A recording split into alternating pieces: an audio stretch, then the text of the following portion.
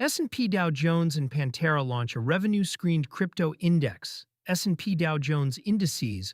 The company that maintains the S&P 500 and the Dow has partnered with Pantera Capital on a new digital asset index that filters tokens by revenue and utility rather than price momentum. Cointelegraph reported the launch on July 22, 2026, citing the two firms. The index applies a screen most crypto benchmarks skip. Instead of weighting a basket by market capitalization or recent price action, it looks for tokens tied to protocols that generate measurable revenue and have a working use case. That framing puts fee-earning networks ahead of assets that trade on narrative alone. A traditional benchmark author steps into token selection. S&P Dow Jones Indices is not a crypto startup testing an idea.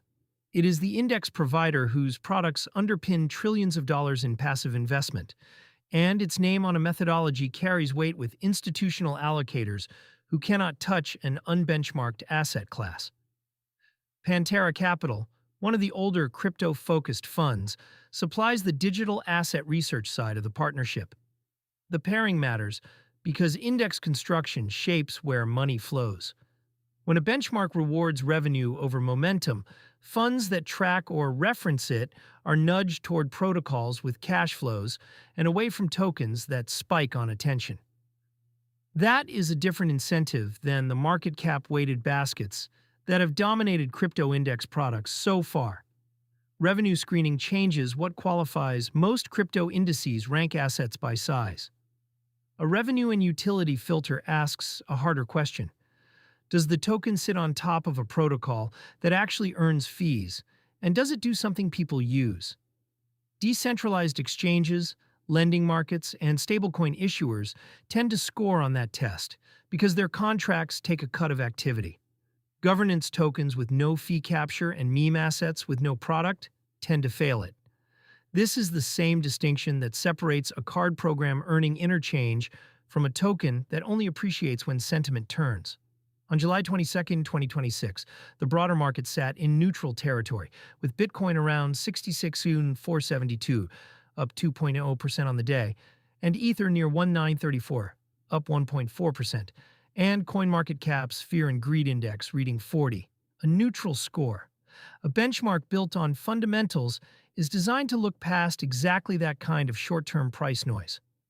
The same day, S&P Dow Jones was one of several traditional finance names moving deeper into token selection.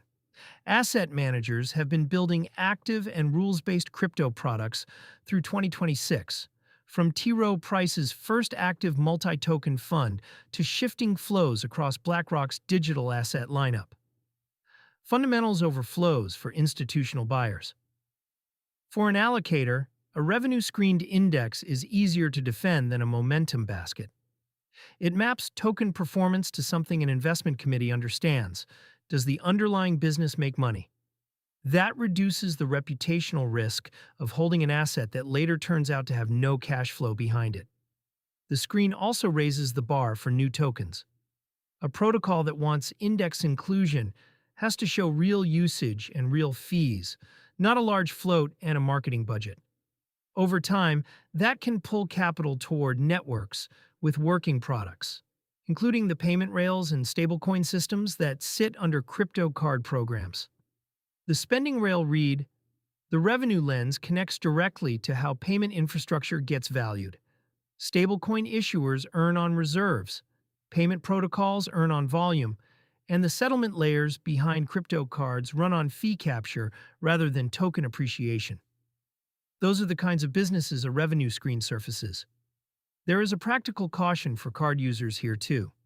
Several card programs still require staking a native token, such as Crypto.com's CRO or Xplace's model, to unlock higher cashback tiers. A benchmark that separates fee-earning tokens from speculative ones is a reminder that a staked token's price can move independently of the rewards it unlocks. A token that fails a revenue screen can still fall far enough to wipe out months of cashback gains, which is the risk staking gated cards carry regardless of any index.